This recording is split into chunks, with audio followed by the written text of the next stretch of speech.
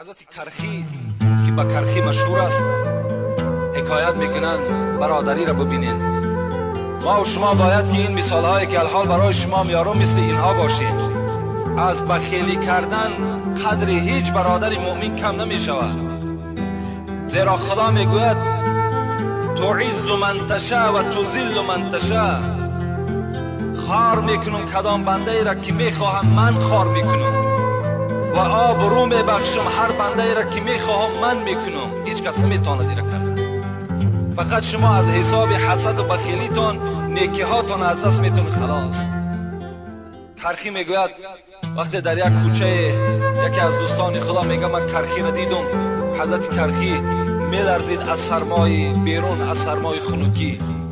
بر او گفتم کرخی شما لباس گرم دارید، چرا لباس گرم نمی پوشید تا که بدن شما مثل این بدنهای فقیرها و مسکینها نلرزد؟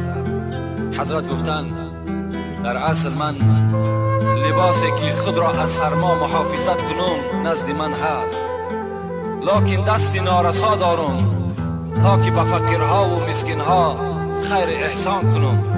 برای همدردی دل فقیرها و برادرای خود در برابر آنها با یک لباس خالی می ایستم، می لرزم تا که اونها هم لرزیدن من هم می لرزم.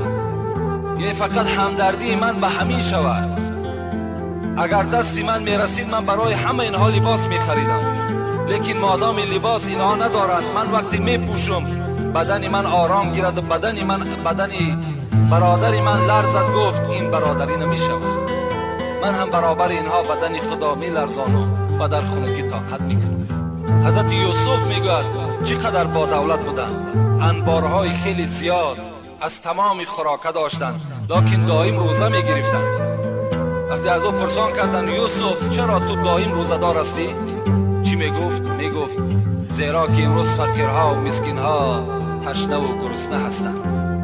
اگر من دائم سیر بگردم پس رحم برادر بر برادر چگونه انجام یافته باشد؟ من برای خاطر آنی که فقیرها و مسکینها تشنه و گرسنه هستند من هم چکار میکنم؟ من هم روزدار میگردم تا که همدردی خود به آنها بیان کنم. این گونه معامله ها بین برادرها بود. روز میگد حضرت عمر نزد پیغمبر خدا آمد و شکایت کرد یا رسول الله، حضرت علی بایستا که پیش از من بر من سلام دهد وای بر من سلام نمی دهد، می ایستد تا من بر وی سلام ندهم وای بر من سلام نمی دهد. پیغمبر خدا علی در 30 سال از من خورد است. گفت رسول اکرم میگه علی را فریاد کردن علی چرا تو با عمر در اول سلام نمی دهی؟ حضرت علی چی گفتن؟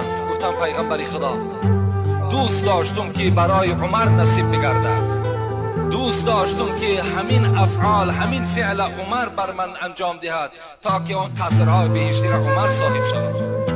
لا یؤمن احدکم حتی یحب لاخی ما یحب لنفسه، متفق علیه. تمام محدث در این حدیث اتفاقند. ایمان شما کامل نیست تا وقتی که یک آن چیزی را که برای خودتان دوست می‌دارین برای برادر مؤمنتان دوست ندارید. این گونه باید ما و شما برادر باشیم.